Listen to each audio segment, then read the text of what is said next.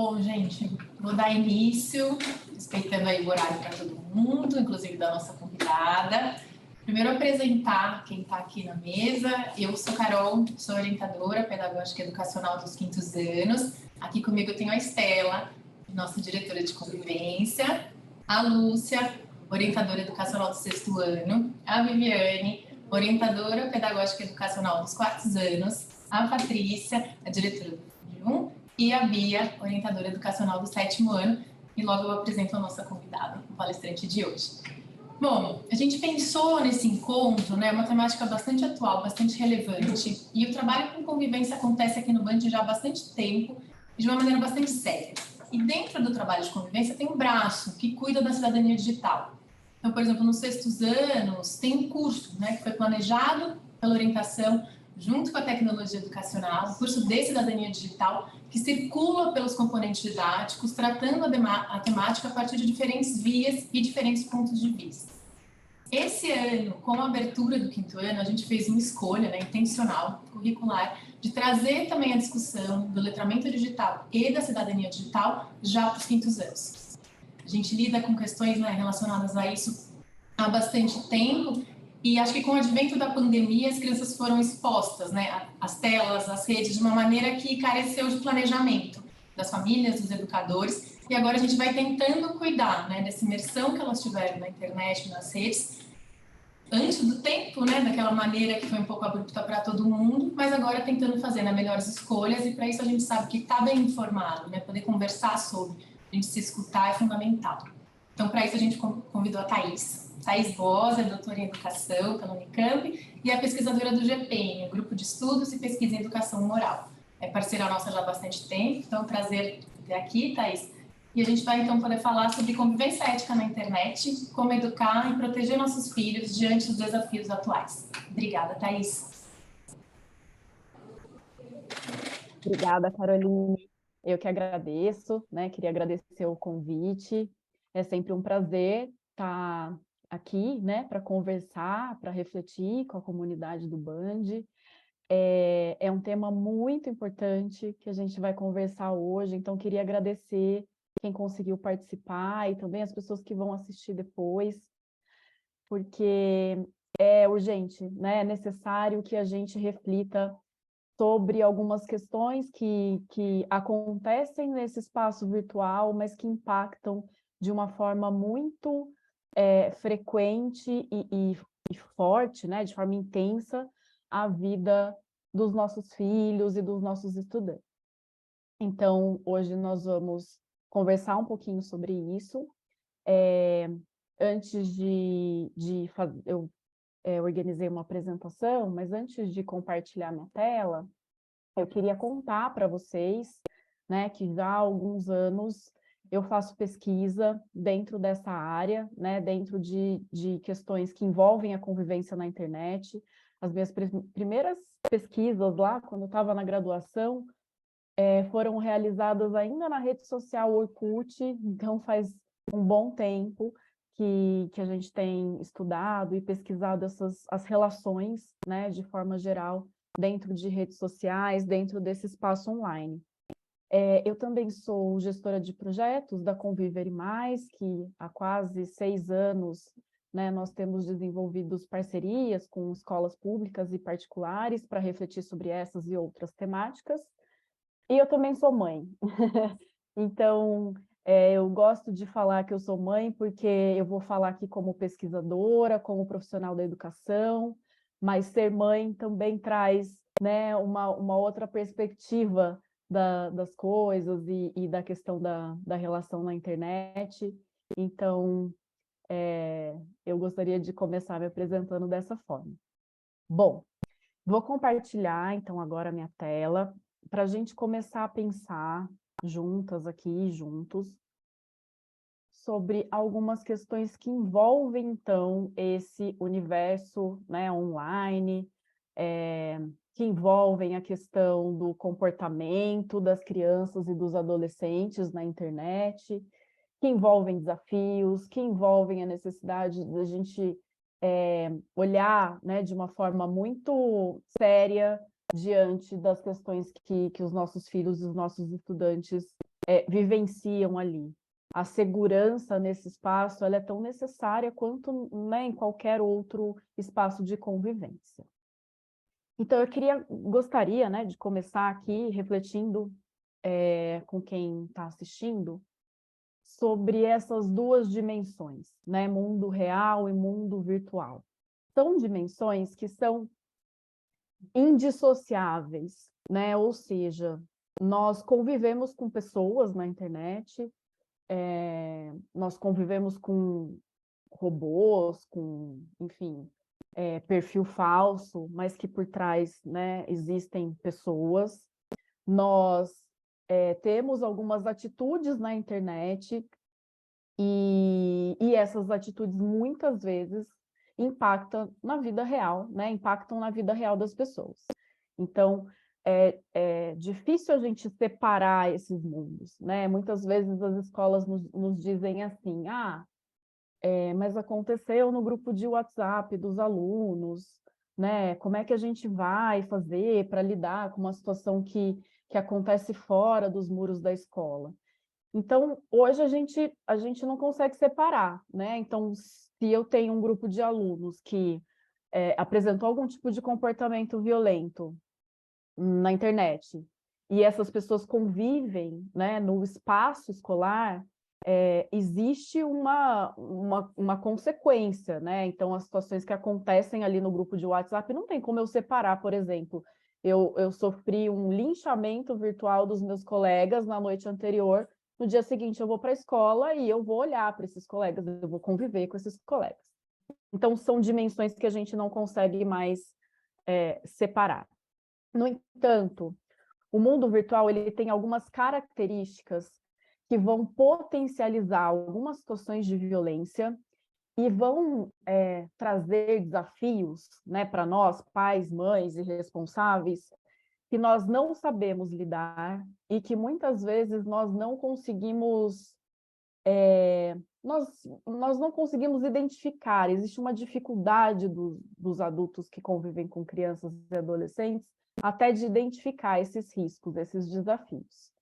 Então, para a gente começar a pensar nesse mundo, nesse espaço virtual, a primeira coisa que eu gostaria de dizer para vocês é que tudo que a gente faz na internet fica registrado para sempre, né?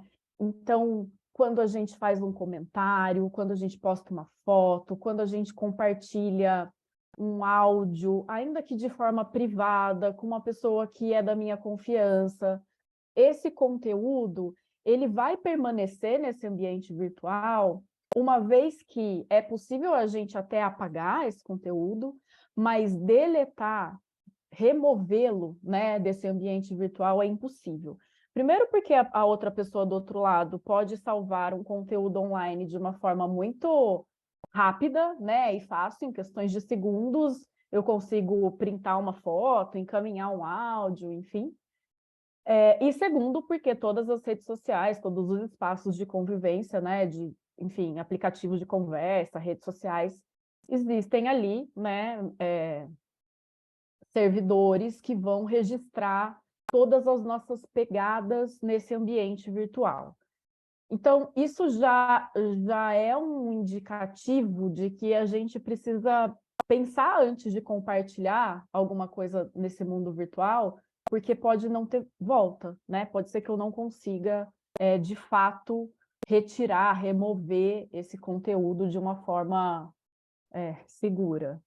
Existe uma outra característica que difere também das relações que a gente tem no presencial, que é o número de pessoas que têm acesso a determinado conteúdo digital. Então, pela facilidade, né, de compartilhamento, de repassar um conteúdo para muitas pessoas de uma forma muito rápida, né, com um clique a gente consegue atingir milhões de pessoas se a gente quiser. Então, a gente vai olhar para esse espaço como um lugar em que existem espectadores ali, existe um público que muitas vezes a gente não conhece, a gente não sabe quem é, né? Inclusive, a gente não tem nem dimensão de onde um conteúdo, quando viraliza, por exemplo, na internet, ele pode, né, atingir, ele pode chegar. Existe também uma uma outra questão, e que é grave quando a gente vai pensar em situações de violência na rede, que é a questão da falsa identidade. É muito fácil criar um perfil falso, é muito fácil criar um e-mail falso, né? E as pessoas fazem isso para não se identificarem, não se mostrarem, né? Se esconderem atrás desse perfil falso para praticarem muitas vezes atos violentos ou desrespeitosos, enfim, e que não teriam coragem, obviamente, de fazer, né, no mundo real, frente a frente, com uma pessoa. Então, conviver com pessoas que não necessariamente são, né, quem dizem, é algo que tem algo que traz assim muitos problemas quando a gente vai pensar nas relações entre crianças e adolescentes, porque muitas vezes eu sei que é uma pessoa que eu conheço, que eu convivo, que fez aquele meme, por exemplo, para tirar sarro de alguma característica física que eu tenho, mas eu não sei quem é. Eu sei que é uma pessoa que eu convivo diariamente, no presencial, eu sei que muitas vezes é da minha escola, mas eu não sei exatamente quem é, por conta dessa possibilidade da pessoa se esconder, né, atrás de um perfil falso. Tem uma outra característica que é muito importante a gente ter consciência, que é a questão do distanciamento físico, que gera um distanciamento emocional quando a gente vai pensar nas relações online. Então, o que que é isso? Quando a gente está frente a frente com uma pessoa, se eu estou aqui, por exemplo, frente a frente com a Carol, né? Ela está na minha frente, e a gente tem um conflito, e eu começo a falar com a Carol de um jeito que eu percebo que ela fica incomodada, que ela fica brava com as palavras que eu estou utilizando. Eu percebo até pela expressão facial da Carol que ela não está gostando daquilo que eu estou falando, e isso faz com que a pessoa que está emitindo uma mensagem consiga controlar, autorregular, né, as suas palavras, as suas ações. Então, aí eu uso um tom de voz diferente, aí eu pego mais leve nas palavras, porque eu estou vendo de forma imediata o impacto das minhas palavras no sentimento do outro. No caso do espaço virtual, as pesquisas vão mostrar que há um nível de empatia muito reduzido, porque o outro não está na minha frente, né? Então, eu tenho um conflito com a Carol no WhatsApp, eu vou lá e gravo um áudio, né? Furiosa, falo algumas coisas ofensivas para ela, e desligo meu celular e vou ser feliz. Eu não tenho acesso ao sentimento que as minhas palavras geraram na Carol, porque eu não estou vendo, né, a Carol, e porque ela está longe. Então, se ela quiser retrucar, se ela estivesse na minha frente, quisesse me agredir fisicamente, então reduz até o risco, né, da pessoa sofrer algum tipo de agressão física. Isso faz com que a gente considere que na internet há uma necessidade muito grande da gente desenvolver a cyberempatia. Inclusive, os estudos da Fernanda Issa, que é colaboradora aí do colégio, né? Ela está terminando o mestrado, ela estuda essas questões. Como é que a gente faz para desenvolver essa empatia, que é muito, né, difícil na internet, uma vez que a gente não está vendo as pessoas. Uma vez que às vezes a gente recebe um meme que tem uma pessoa ali, uma figurinha de WhatsApp, é uma pessoa, mas a gente não conhece, né? E aí isso faz com que a gente ache engraçado, dê risada, porque não é uma imagem, né, para nós. É como se não fosse uma pessoa real. E são pessoas reais, né, que nós convivemos nesse espaço. E, por fim, a última característica desse espaço virtual é uma falsa sensação de que eu posso me relacionar de forma privada ou compartilhar conteúdos de forma privada. Por quê, pessoal? Porque a gente usa muitas vezes o WhatsApp para isso. Eu mandei contei um segredo para minha melhor amiga, né? Gravei um áudio, contei esse segredo para ela. Ou compartilhei uma questão de âmbito privado com o meu parceiro ou a minha parceira no WhatsApp, né? De forma ali, só nós dois. Enfim, uma pessoa que eu confio muito. Acontece que, como eu falei para vocês, é muito fácil a gente compartilhar um conteúdo com muitas pessoas, né? Então, pode ser que a pessoa do outro lado intencionalmente faça isso, porque as relações acabam, né? Terminam, a minha melhor amiga pode deixar de ser minha melhor amiga, e isso acontece na fase dos nossos filhos, né? Que a gente está pensando aqui, crianças e adolescentes, de uma forma muito frequente, as amizades entrarem num desequilíbrio, num conflito, enfim. Então, é muito fácil esse conteúdo sair dali e se tornar público, dependendo, né, do que essa pessoa vai fazer. E muitas vezes, não de forma intencional, mas a gente sabe que muitas vezes a nossa vida está no celular. E se esse celular, de repente, é furtado, né, de repente é hackeado, a gente tem ali questões que estão de âmbito privado, expostas a um público muito grande. Então, nós precisamos tomar cuidado com essa falsa sensação de que nossos dados estão ali muito seguros nesse espaço, porque isso não é verdade. E são essas características que vão potencializar aquilo que nós chamamos de comportamentos violentos nas redes sociais. Por exemplo, o cyberbullying. O cyberbullying, ele tem sido muito pesquisado, né, e falado sobre ele, principalmente depois da pandemia, né, em que a gente ficou muito tempo convivendo na internet, os alunos ficaram convivendo nas redes sociais, e o cyberbullying é uma violência que acontece entre estudantes, por exemplo, de uma escola. Então, é alguém que eu conheço, que pode, por exemplo, criar um meme ou uma figurinha com alguma foto que eu compartilhei ou que a pessoa tirou e eu nem vi, mas pode compartilhar isso com outras pessoas, né? E até na internet com esse público ampliado. Pode acontecer, e acontece de uma forma muito frequente, a divulgação de segredos, de imagens íntimas entre estudantes.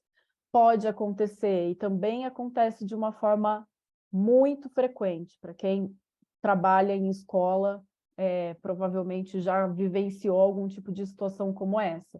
Os alunos criam um perfil falso para compartilhar materiais, informações que prejudicam outro aluno.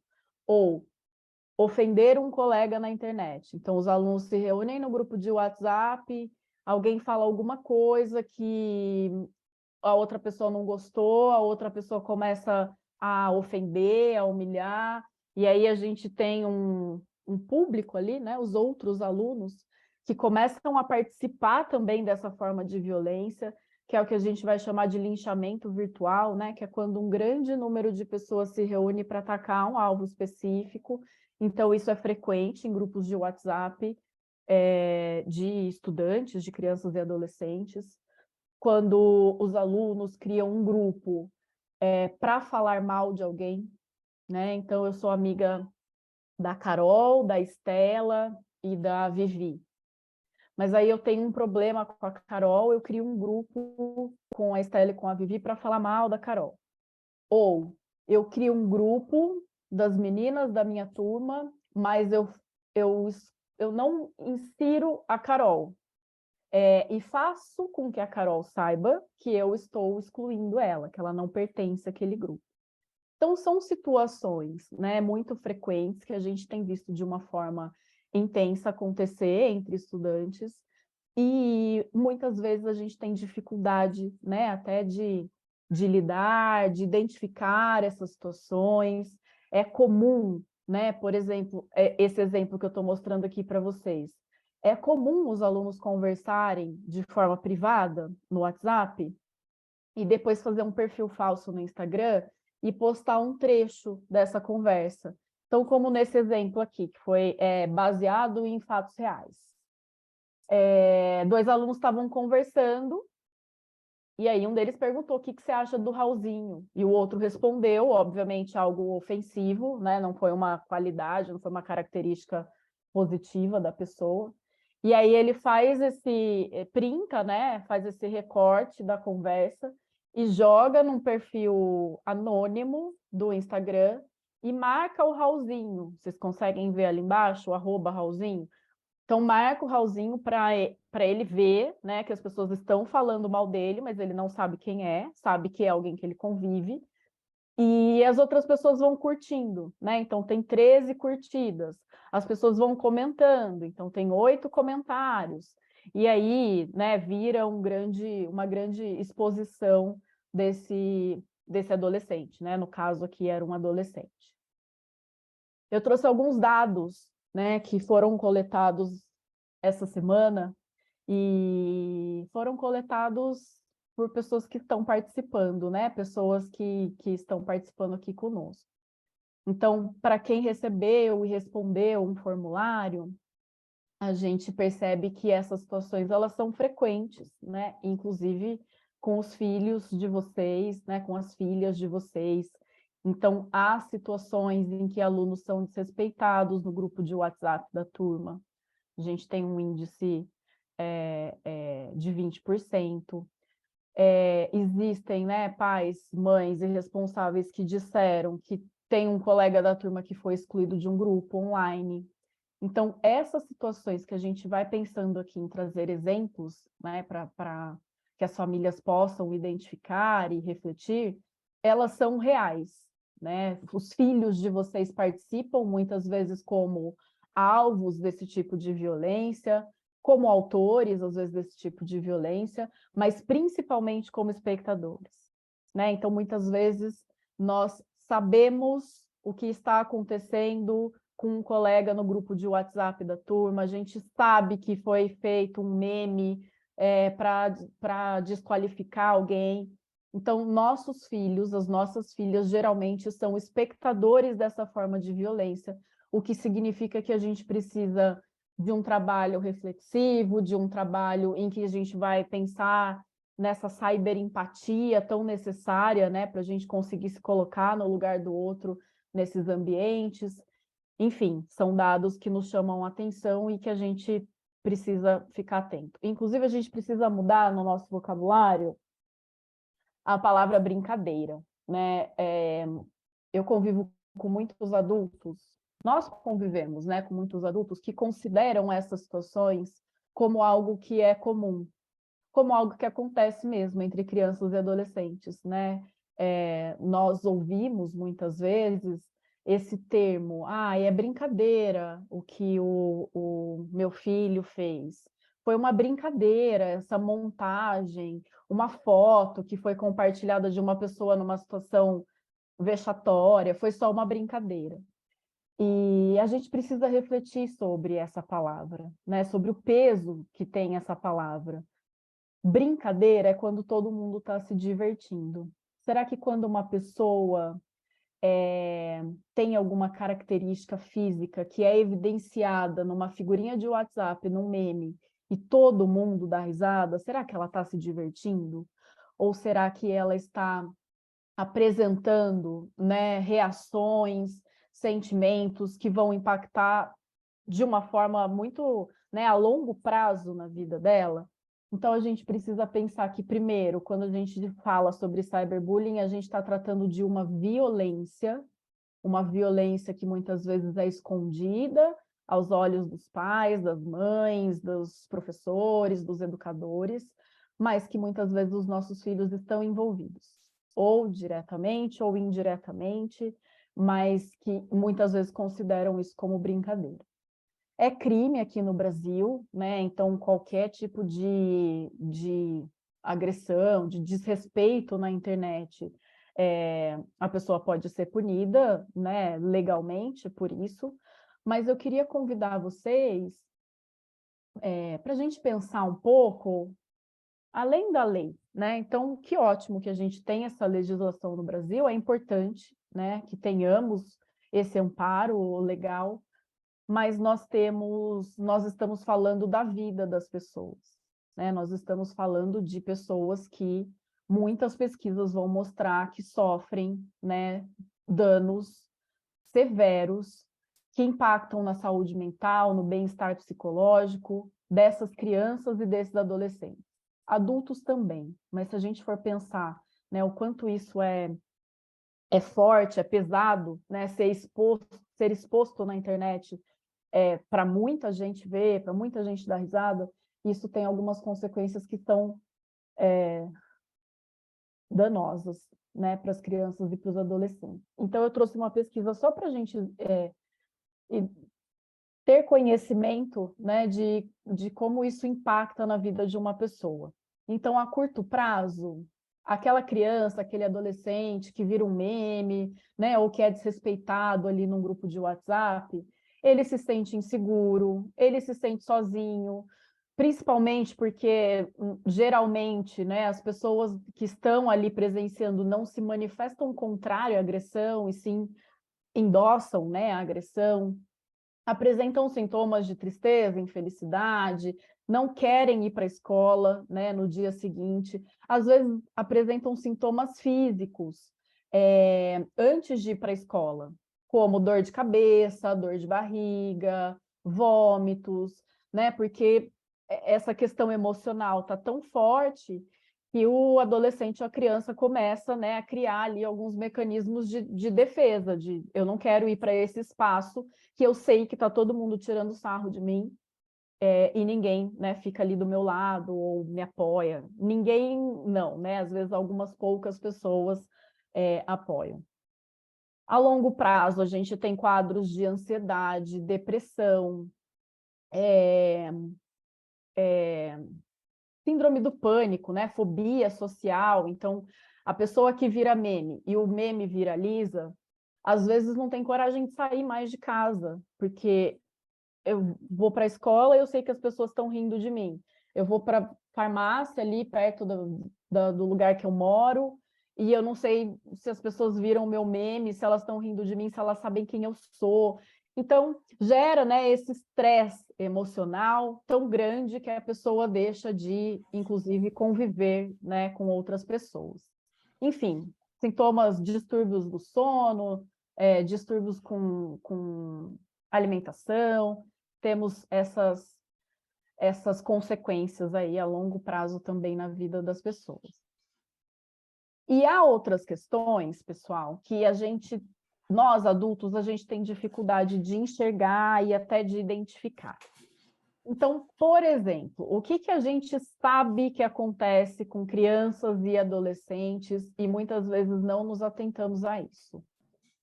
É comum, geralmente, as escolas procurarem a gente e contarem assim, olha, as crianças de 4º ano estão falando palavras que são impróprias para uma criança de 4º ano. A gente não sabe de onde veio, assim, porque a gente tem certeza que as famílias não falam esse tipo de coisa. Aqui na escola a gente não fala esse tipo de coisa, então, de onde vem, né? Ou as crianças aqui estão apresentando um comportamento esquisito, estão participando de alguns desafios que são estranhos, como, por exemplo, pegar a comida do chão e comer. Estou contando casos reais para vocês. Ou lamber uma ferida de alguém.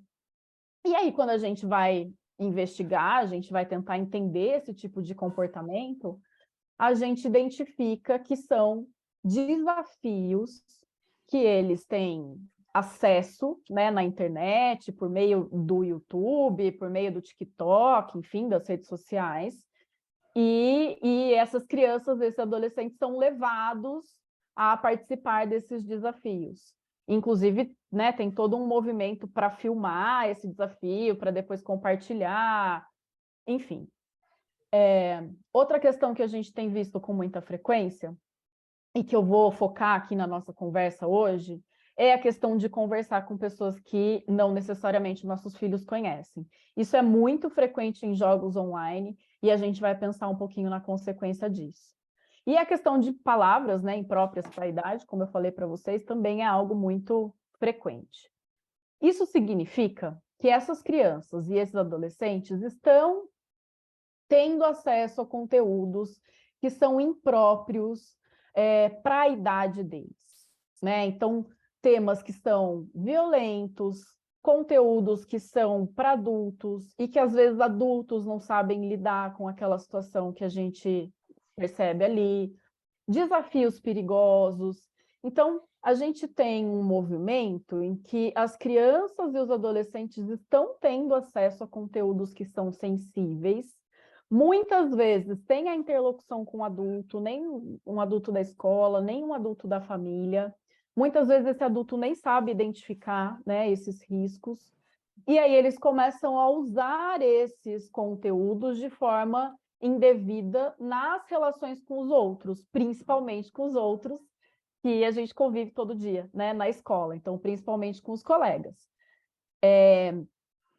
Então, é comum a gente ter esse tipo de comportamento, né? O desafio, as palavras impróprias, uma brincadeira que viu na internet e reproduz depois com um colega, ou casos mais sérios que eu trouxe aqui para vocês, só para a gente ter a dimensão de que a gente está tratando de desafios, às vezes simples, né? Que aparentemente não tem tanto impacto, mas conforme a gente vai participando de um desafio, essa é a graça, inclusive, do desafio, né? Mais a gente vai querendo participar de um desafio mais difícil, de um desafio mais arriscado, e aí a gente tem consequências como essas, por exemplo, que vocês estão vendo aqui na tela, né? Desafio de fumar cotonete, o desafio do apagão, desafio de inalar desodorante, enfim, tem muitos desafios que acontecem, né, na internet, é só a gente procurar no Google que isso fica muito claro.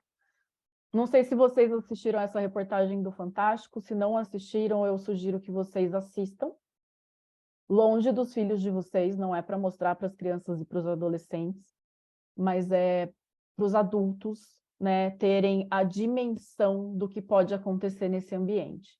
Então, o Discord é uma ferramenta muito utilizada por crianças e adolescentes, principalmente crianças e adolescentes que jogam online. É uma rede social em que é muito utilizado por pessoas extremistas, por pessoas, eu acho que tem algum áudio aberto, por pessoas que têm intenções justamente chamar a atenção, conquistar a atenção de crianças e adolescentes para fazer parte de grupos que são extremamente violentos e enfim, se vocês puderem assistir, assistam, vocês vão entender do que eu estou falando. A gente também tem a questão dos predadores sexuais, né? Então, pedófilos, assediadores que utilizam a rede social para conseguir conversar com uma criança, com um adolescente, para atrair a confiança, para se passar por uma criança ou um adolescente, né? E pedir coisas ali íntimas, fotos íntimas, como se fosse uma outra criança também. Então, isso é muito frequente. A questão do roubo de dados, né? De repente, você percebe que seu cartão de crédito foi clonado e muitas vezes você vai ver os seus dados foram expostos ali nesses jogos pelos filhos, né? E às vezes esses danos são, inclusive tem um prejuízo, né? Financeiro. A gente tem a questão do assédio no Roblox, que é um jogo muito utilizado pelas crianças, muito. Aparentemente, eu que sou pai, mãe, olho de longe esse jogo, não tem problema nenhum, né? São os bonequinhos, tal, eu posso criar ali o ambiente que eu quiser. A princípio, parece que não tem problema nenhum. Mas em todos os jogos dentro do Roblox, que é uma grande plataforma de jogos, os nossos filhos podem conversar com pessoas que estão interagindo ali naquele ambiente. E não são só as crianças que estão interagindo ali naquele ambiente. E é por isso, pessoal, que as redes sociais elas têm idade mínima, idades mínimas. Quando a gente vai fazer o download de um aplicativo, às vezes a gente passa batido por isso. Mas todas essas plataformas que são utilizadas, elas indicam, elas têm uma classificação indicativa. Então, Facebook, WhatsApp, Instagram, o YouTube, 13 anos de idade é a idade mínima. O TikTok, para ter um perfil aberto, ou seja, para que outras pessoas possam ter acesso àquele conteúdo e para que eu possa ter acesso aos conteúdos dos outros, 16 anos. O Discord, que eu falei para vocês, que a gente sabe que hoje tem crianças de 8, 9, 10 anos utilizando, até adolescentes, e esses adultos, né, que têm ali, que são criminosos, que têm intenções ruins, 17 anos a idade mínima. E os jogos que os nossos filhos estão jogando de uma forma intensa, jogando muitas vezes com os colegas da escola, mas também com outras pessoas, também tem classificação indicativa. Então, o Roblox, por exemplo, 12 anos, o Fortnite, 13 anos, a gente tem o GTA, que é um jogo extremamente, né, violento, que é a partir de 18 anos que é indicado, né? E essas idades mínimas, elas não são aleatórias, né? Não é, eu acho que esse jogo aqui é para 13 anos. Não é aleatoriamente que as pessoas colocam nessa classificação indicativa. Os nossos filhos, os nossos alunos, eles não conseguem, ainda do ponto de vista cognitivo e afetivo, compreender os perigos e desafios que eles estão expostos na internet. Eles têm dificuldade de identificar se aquela pessoa que eu estou conversando realmente é uma criança de 12 anos, como eu. Eles têm dificuldade de identificar, como, por exemplo, uma situação em que uma criança é convidada para participar de um servidor no Discord, porque ela vai ganhar algumas vantagens no jogo. Entra nesse grupo, a gente compartilha senhas para desbloquear o mundo tal lá do jogo. E aí, quando ela entra nesse grupo, ela tem acesso a conteúdos que não são, que são algumas vezes violentos, ou que não são próprios para a idade. Então, acesso a conteúdos que são conteúdos de adulto, a palavras que não são para uma criança de 12 anos ter acesso ou saber identificar o que significa essas palavras. Então, existem ali perigos, desafios que muitas vezes nós adultos não conseguimos identificar e os nossos filhos muito menos, né? Então, eu costumo dizer assim, por que que a gente não dá um carro para um adolescente de 13 anos dirigir? Fala, filho, 13 anos, toma. Por que que a gente não, né? Por que que a gente tem uma idade de 18 anos aqui no Brasil para que as pessoas possam tirar a carteira de motorista? Justamente porque a gente ainda não se desenvolveu, né, a ponto de conseguir ser responsável ali pelas ações, a conseguir, né, ter até um reflexo necessário, algumas habilidades necessárias para que a gente possa dirigir de forma segura. E ainda assim, né, devagar. Mas as redes sociais funcionam da mesma forma, né, como um carro. Porque muitas vezes a gente libera um jogo ou uma rede social para o nosso filho que tem 10 anos. Se aquela rede social, minimamente, a pessoa precisa ter 17 para acessar. Então, é algo que a gente precisa refletir. A gente perguntou para vocês nesse questionário com quantos anos, né, os filhos de vocês ganharam um celular. E 90%, né, dos participantes que participaram ali da pesquisa disseram que entre 10 e 12 anos. Então, se a gente for pensar nessa classificação indicativa, nem as redes sociais e nem a maioria dos jogos são indicados para as crianças que têm idades entre 10 e 12 anos. O que que a gente faz, pessoal, diante dessa realidade? Então a gente não dá o celular, Thaís, então eu vou confiscar o celular agora do meu filho e eu não vou deixar ele acessar nunca mais. Ou eu vou esperar, então, ele fazer 13 anos. Aí fez 13 anos, eu dou um celular de presente e falo, filho, seja feliz agora com o celular. Não, pessoal, tem algumas questões que a gente precisa refletir. Primeira delas, quanto menor for o filho ou a filha de vocês, a gente precisa supervisionar, a gente precisa monitorar, a gente precisa saber o que eles estão acessando, com quem eles estão conversando, que tipo de conteúdo eles estão sendo expostos. Às vezes a gente olha de longe, ele está assistindo um videozinho no YouTube, mas a gente não sabe do que se trata esse videozinho. A gente não sabe o que é falado ali, a gente não sabe a mensagem que está passando. Então, é importante a gente ter mecanismos de controle parental, né, nas redes sociais, nos jogos, e acompanhar mesmo as atividades online dos nossos filhos, quanto assim, as crianças, a gente precisa dessa supervisão.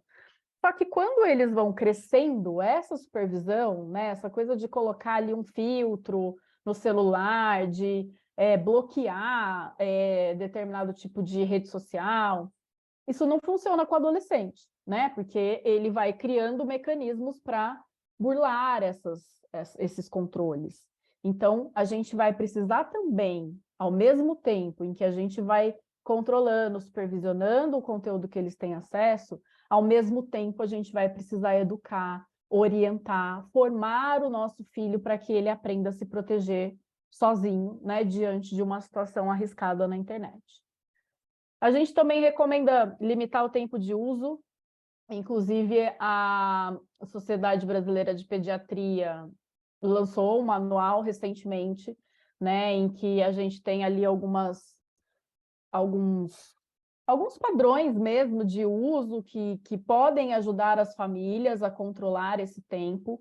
Então, crianças com menos de 2 anos, mesmo que de forma passiva, não é indicado ter acesso a telas, então celular, TV, tablet, iPad, nada disso. Limitar o tempo de telas ao máximo de 1 hora por dia, sempre com supervisão, para crianças com idade entre 2 e 5. Limitar o tempo de tela, né, ao máximo de 1 a 2 horas por dia, sempre com supervisão, entre 6 e 10 anos. E os mais velhos, né, 11 a 18, então a gente está falando aí de pré-adolescentes, adolescentes, limitar de 2 a 3 horas no máximo, evitar o que a gente viu com muita frequência acontecer na pandemia, que era passar a noite jogando, né? Então ficar muito tempo exposto a esses tipos de conteúdo é importante para a gente garantir a saúde mental e emocional dos nossos filhos. Ficar atento com o uso excessivo, e isso vale para as crianças, para os adolescentes e para nós adultos também, né? Então, se a gente está percebendo que nós estamos, e isso é difícil para os adultos, imagina para as crianças. Se a gente está percebendo que o celular, ele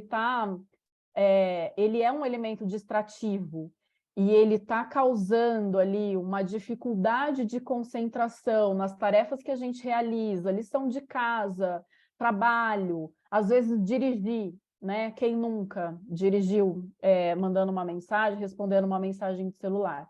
Então, isso já é um indicativo de que a gente está usando fora daquele momento que era, né, que é indicado para a gente usar. Se a gente percebe que o nosso filho está se sentindo sozinho quando não está conectado, está apresentando sintomas de irritação, né, irritabilidade, se fica sem conexão, às vezes a gente vai viajar para um sítio, uma fazenda que não tem sinal, e aí a criança fica super irritada porque não consegue, né, jogar, não consegue conversar com as pessoas. Ou se a gente percebe que o nosso filho ou a nossa filha está verificando as mensagens no celular o tempo todo, né, que não consegue, então às vezes até está guardado na mochila, tal, mas ouve o celular vibrar e aí já quer saber, né, o que é. Então não tem essa autorregulação para pegar o celular. Carregar constantemente a bateria, né? Então leva o carregador, a gente faz muito isso, leva o carregador do celular porque a gente tem medo de ficar sem bateria onde quer que, né, que a gente esteja, e não conseguir ir no banheiro sem o aparelho junto.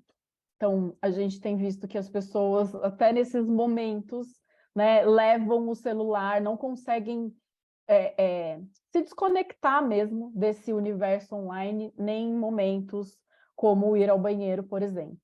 Sabemos, né, e a gente pode até pesquisar depois no Google, tem situações que as pessoas tomam banho com o celular, então, assim, a coisa está, né, a gente está precisando rever algumas formas de usar. E por que a gente está tão viciado nesse instrumento? Né? Não é à toa.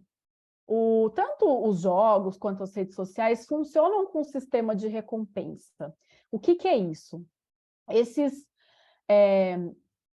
Eles funcionam com um mecanismo, né, que acionam esses gatilhos de prazer. Então, ocorre uma liberação excessiva de dopamina no nosso cérebro. A partir dos likes, dos comentários que as pessoas fazem na foto, quando a gente consegue cumprir um desafio e todo mundo comenta, nossa, você cumpriu o desafio e tal. Quando a gente consegue acabar com um inimigo no jogo, ou conquistar um mundo novo no jogo, tudo isso gera uma sensação de prazer, né, de forma excessiva. O que vai, então, gerar um desequilíbrio no nosso organismo, porque nada se compara ao excesso de dopamina que a gente, né, que o nosso organismo libera quando a gente está num jogo ou numa rede social.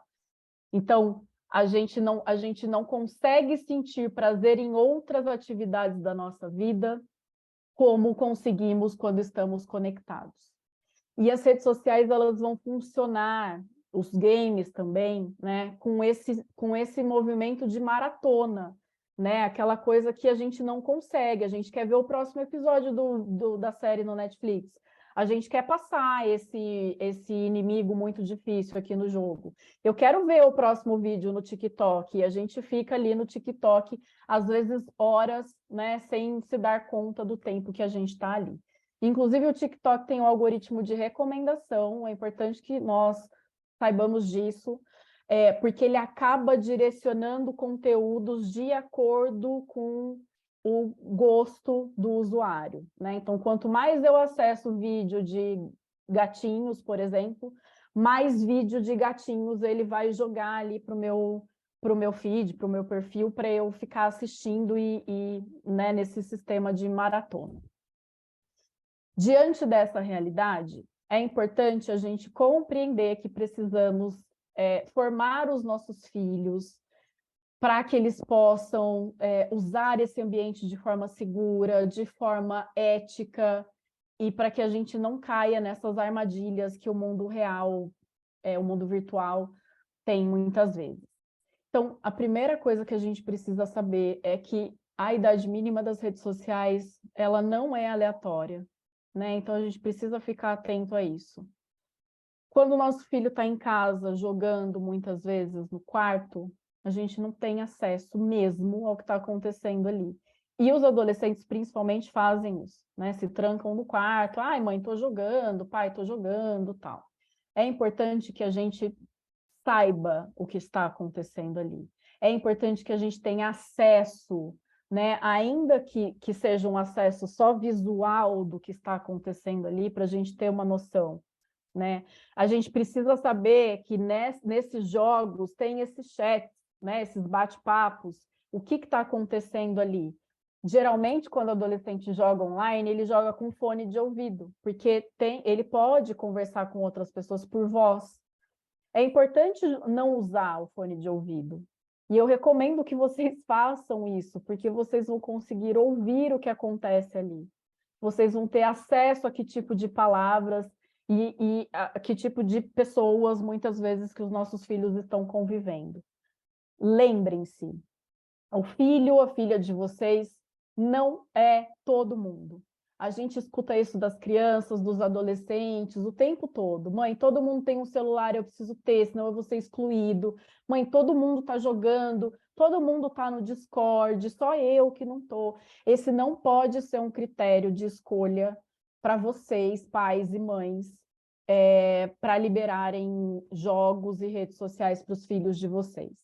A gente precisa deixar claro por que o Discord é para quem tem menos de 17 anos, né? O porquê, por que eu não posso permitir que o meu filho acesse se ele tem 10 anos. Então, isso precisa ficar claro. E a gente precisa também refletir que nós somos os adultos da relação, que nós fazemos as escolhas pelos nossos filhos e filhas, né? Então, a gente precisa tomar a decisão se a gente vai dar um celular para o nosso filho ou não, com base em princípios que vão, né, desde segurança emocional, mental, até as questões que garantam, né, a dignidade, o bem-estar do nosso filho. Então, algumas perguntas como, por exemplo, o meu filho precisa de um celular aos 10 anos, aos 9, 10 anos?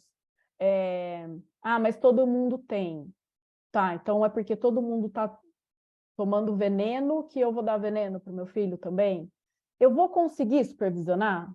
Eu vou conseguir ter acesso? Eu vou conseguir sentar com meu filho, assistir um vídeo do YouTuber que ele gosta? Eu vou conseguir estabelecer limites de uso, como esses que a Sociedade Brasileira de Pediatria indica? Eu vou conseguir orientar meu filho sobre o que ele pode acessar, o que ele não pode? Essas perguntas, muitas vezes, são... né, a gente precisa refletir previamente sobre isso. A gente acha que, muitas vezes, não tem risco nenhum, né? Não vai acontecer nada com o meu filho ali naquele jogo, e pode não acontecer mesmo. Mas eu vou fazer uma pergunta para vocês, para a gente já caminhar aqui para o final, que eu sei que o meu tempo já acabou. Eu vou fazer a seguinte pergunta. Vocês que estão aí, moram em São Paulo. São Paulo temos sei lá, vou dar um exemplo, o Parque do Ibirapuera, como um lugar que é frequentado por muitas pessoas. Vocês deixariam os filhos de vocês, de 10, 11, 12 anos, até 13, vocês deixariam eles por 2 horas sozinhos no Parque do Ibirapuera? Eu acho que a resposta, geralmente, quando eu faço essa pergunta, é não, né? Eu não deixaria. E por que não deixaria? Porque pode acontecer alguma coisa com ele, ele pode ser sequestrado, ele pode sumir para sempre, ele pode ver uma cena que, se você tivesse junto, você tiraria ele dali. Ele pode ter acesso, né, a alguma, sei lá, alguma droga, alguma pessoa com uma intenção ruim. Então, nosso filho não vai para o Ibirapuera sozinho com 10 anos, porque ele está correndo alguns riscos. Isso acontece da mesma forma na internet. Só que a internet, imagina que nós temos milhões de Ibirapueras num jogo online, por exemplo, ou numa rede social como o TikTok, por exemplo. E muitas vezes nossos filhos ficam ali 2, 3 horas sozinhos, tendo acesso a tudo, né, que eles estão, como eu já disse para vocês, expostos ali. Então, orientações práticas. Invistam no diálogo com os filhos de vocês. A supervisão parental, ela não vai durar para sempre, a gente não vai conseguir para sempre supervisionar o que o nosso filho está fazendo. E isso é impossível, né? Eu sou mãe, enfim, vocês também, pais e mães, é impossível a gente supervisionar tudo o que acontece ali. Mas é importante a gente saber que, com os pequenos, a gente vai precisar desse controle, mas a gente vai precisar, conforme eles vão crescendo, né, a investir na educação. Então, investir na educação significa dialogar, significa a gente incorporar essas questões ligadas à convivência na rede social, à segurança, na nossa rotina. Do mesmo jeito que a gente pergunta: oi, filho, tudo bem? Como é que foi na escola hoje? A gente vai precisar trazer essas questões para os diálogos que a gente realiza com as crianças e com os adolescentes. E investir na educação elucidativa. O que é isso? Façam perguntas para os filhos de vocês. Boas perguntas, que sejam... que favoreçam um desequilíbrio cognitivo. Então, por exemplo, com as crianças menores, filho, o que será que pode acontecer quando a gente conversa com quem a gente não conhece na internet? Ouçam o que os filhos de vocês têm a dizer. E, partindo do que eles sabem, a gente vai fazendo outras perguntas e a gente vai ajudando essa criança a refletir sobre esses riscos. O que pode acontecer se a gente compartilhar algo que é muito pessoal, com o nosso melhor amigo, com o grupo de melhores amigos? O que você acha que pode acontecer, filho? Quem que você gosta de assistir no YouTube? Quem que é o seu TikToker preferido, né? Deixa eu ver, vamos assistir um vídeo juntos. Oriente o seu filho, do mesmo jeito que a gente fala: filho, não fale com pessoas estranhas na rua.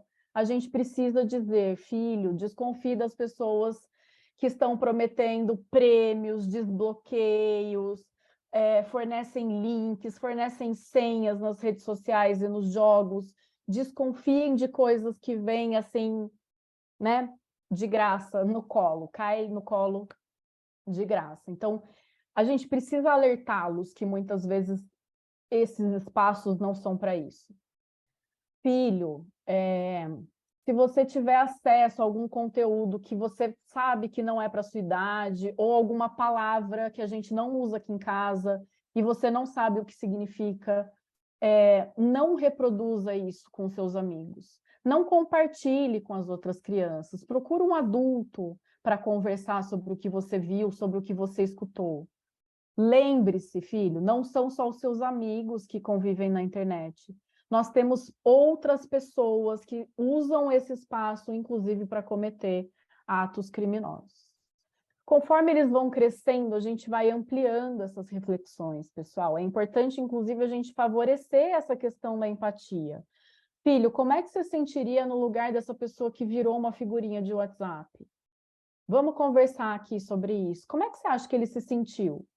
Como é que você acha que seu colega que foi excluído da rede social ou que, né, fizeram um grupo para falar mal dele, como é que você acha que ele está se sentindo? O que você sabe, filho, sobre desafios na internet?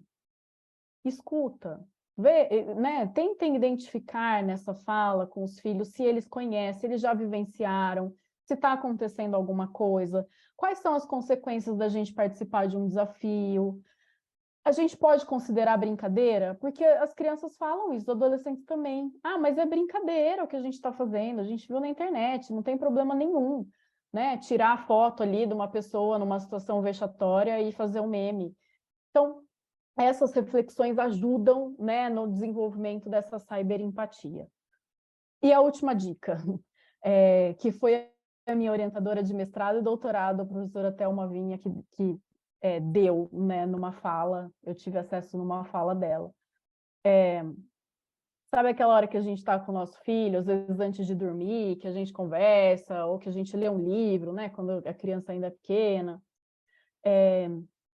Conforme as crianças vão crescendo, a gente pode tornar esse momento, não precisa ser na hora de dormir, pode ser na hora de jantar, enfim, o momento que a gente fica junto com o nosso filho ou com a nossa filha, a gente fazer alguns acordos, alguns combinados, no sentido de, vamos trazer alguma coisa interessante que a gente viu hoje, numa rede social, na internet, às vezes uma notícia que tem a ver com a convivência online, e cada dia um traz uma questão que chamou atenção na internet. Então, hoje sou eu, mãe, no dia seguinte é o meu parceiro ou a minha parceira, no dia seguinte é o meu filho, no dia seguinte é a minha filha, né? Então, a gente vai fazendo um rodízio, mas a gente vai aproveitando as situações que são reais, que os nossos filhos e nós temos acesso também, para a gente disparar um diálogo, uma reflexão, alguma questão que envolve a convivência e a segurança na internet também. Eu vou deixar aqui uma indicação de um podcast que eu participo, que é justamente direcionado para as famílias, e nós trazemos reflexões teóricas e questões práticas também para a gente lidar com alguns desafios que têm relação aí com o mundo virtual, com a questão do diálogo, como a gente conversa com os nossos filhos. Então, eu vou deixar aqui como sugestão. E eu vou terminar dizendo que eu, como mãe, sei que são muitos problemas complexos, que é um desafio educar nos dias de hoje, que é muito diferente da forma como a gente foi educado, né? Os nossos pais, os nossos avós não conseguem também nos orientar sobre como a gente vai proteger os nossos filhos na internet, porque isso é muito novo e a gente está aprendendo, né, conforme as coisas vão acontecendo. Mas é importante a gente proteger o nosso filho como a gente faz na vida real. Então, tomar cuidado, né, com essas 2 horinhas que às vezes a gente deixa ali num jogo, num vídeo, num desenho. Oriente o seu filho para que ele aprenda a se proteger na sua ausência ou na ausência de algum adulto. Lembre os filhos de vocês que não são só pessoas do bem, amigos que estão convivendo ali naquele espaço. E oriente sobre aquilo que não deve ser exposto de forma alguma. Aquilo que a gente precisa esperar, estar frente a frente com a pessoa para falar. Não vamos fazer na internet, porque isso pode causar um problema muito desagradável e nocivo para sempre na vida deles. Então, se a gente quer formar crianças e adolescentes que saibam usar a tecnologia de forma segura, respeitosa, consciente, positiva, ética, a gente precisa incorporar essas temáticas na educação, né? Não tem outro caminho que não seja esse da educação. Precisamos formar crianças e adolescentes para conseguirem, né, usar essa ferramenta de uma forma segura. E isso é responsabilidade de todos nós. Eu acho que, como foi falado pela Carol, a escola investe na questão da educação digital, na questão da formação para essa convivência virtual, e que a gente possa fazer isso em casa também. É isso, desculpa, eu passei super aqui do tempo. Eu queria deixar a sugestão das redes sociais, da Conviver, que a gente tem muito material que fala sobre isso. E aí eu passo a palavra para vocês, para a gente conversar um pouquinho, se der tempo. Obrigada. Obrigada, Thaís. Foi ótimo. A gente foi comentando aqui enquanto você falava que algumas dúvidas que a gente tinha, a sua apresentação já foi respondendo. Então, que bom, assim, acho que você contemplou muitas coisas do que a gente vive e enfrenta aqui como desafio, pensando essa temática no dia a dia da escola. Acho que por conta do horário, a gente vai fazer uma pergunta da Jerusa. Ela escreveu aqui que é algo que, né, acho que fala para a escola, mas a gente queria também discutir em relação a isso. Que é, pensando que em muitos ambientes as crianças têm acesso mesmo às telas, e até aqui na escola, como parte do material, né, parte de uma proposta que a gente faz, como é que a escola pode fazer para reduzir? Eu estou lendo agora literalmente o que ela escreveu, tá bom? O que a escola poderia fazer para reduzir o uso em ambiente escolar, já que entendo que está em sintonia com as ideias colocadas. Foi muito difícil se manter entre os 10% se todos os ambientes são condescendentes com o uso do celular também pelas crianças pequenas. Acho que não é o que acontece aqui, mas acho que é alguma reflexão, enfim, você aí também com a sua expertise poder ajudar a gente a pensar. Eu acho que é algo que é para a gente refletir, mas principalmente sobre o acesso que a gente, que tipo de conteúdo a gente vai ter acesso quando a gente está usando a tela, né? Então, a gente tem muitas escolas, claro, que usam celular, que usam, muitas vezes, ferramentas online no processo de aprendizagem, né? Então, como a gente faz o uso pedagógico, né, às vezes, dessas ferramentas, muitas vezes. E o que a gente precisa refletir, não é, claro, sobre o uso pedagógico a gente pode refletir se a gente está usando em excesso ou não, né? Enfim, mas o ponto dessa questão que a gente precisa pensar quando a gente está pensando em tempo excessivo de tela, quando a gente está pensando em o que os nossos filhos acessam, é com relação a redes sociais, jogos, vídeos, aos conteúdos que eles têm acesso, que não são relacionados a essa questão pedagógica, né? Então, quem eles estão, por exemplo, assistindo quem eles seguem no Instagram, né? Quem são as pessoas que eles admiram? Que tipo de conteúdo essa pessoa posta? Porque o que a gente tem visto é que esse espaço virtual, claro, ele tem muitas funções. E ok, a escola optar por usar para fazer uma pesquisa, para assistir um vídeo. A gente tem um filtro quando a gente está pensando na instituição educativa, no uso dessas ferramentas. O problema é quando a gente usa sem esse filtro. Quando a gente deixa ali 2 horinhas assistir o desenho aqui enquanto eu faço tal coisa, ou ai, mãe, meus amigos estão tudo jogando, sei lá, Fortnite, eu vou entrar para jogar um pouquinho. Então, o que a gente quer chamar a atenção dos pais, das mães, dos responsáveis, são nesses momentos de lazer em que os filhos utilizam muitas vezes essas redes e esses jogos como diversão, como algo que eu estou ali num momento de descanso. Então, eu não sei se eu respondi, mas acho que é mais ou menos. É diferenciar o uso pedagógico do uso recreativo, vamos pensar assim. A Jerusa fez um adendo dizendo, acho que especificando que ela está falando do celular e não do tablet propriamente em sala de aula, mas acho que de alguma forma responde ao que você colocou, porque acho que o uso pedagógico ele tem um objetivo de aprendizagem, né? Se a gente faz um cuidado, né? Pensa com cuidado sobre isso, a gente tem um objetivo, e acho que no trabalho aqui no colégio sempre tem um objetivo que perpassa também a cidadania digital, né? Assim, olhar para isso. Mesmo que seja para fazer uma pesquisa, né, de algo algo que está determinado ali, a gente vai pesquisar sobre tal tema. Ainda assim, a gente não escapa disso, né? De olhar para isso, ter objetivos traçados em relação a isso. Tem o filtro desse adulto, né? Então, como você diz, tem a intenção do profissional de educação quando ele vai indicar um site, né? Então, já tem esse olhar do educador, do adulto, já filtrando o que vai chegar para a criança e para o adolescente. Diferente do Minecraft, Roblox, Instagram, YouTube, TikTok, né? Então, existe uma diferença do tipo de conteúdo que a gente tá pensando aqui. Acho que é isso. Thaís, muito obrigada mais uma vez. Foi Imagina. muito bom. A Jerusalém também está agradecendo no chat. Obrigada, Jerusalém, você também pela pergunta, pela participação.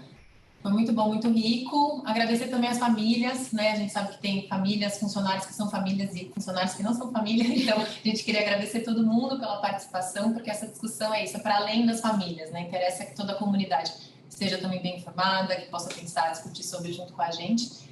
Então, agradeço a todos também que ficaram até essa hora. Thaís, um prazer sempre te escutar e trocar com você. Vai ficar gravado, né? Aqui, então, quem não pôde, pode conversar com as famílias aí que compartilham o ano, a série com vocês para recomendar que assista. E é isso, boa noite a todos. Muito obrigada. Boa noite, pessoal. Boa noite. Obrigada.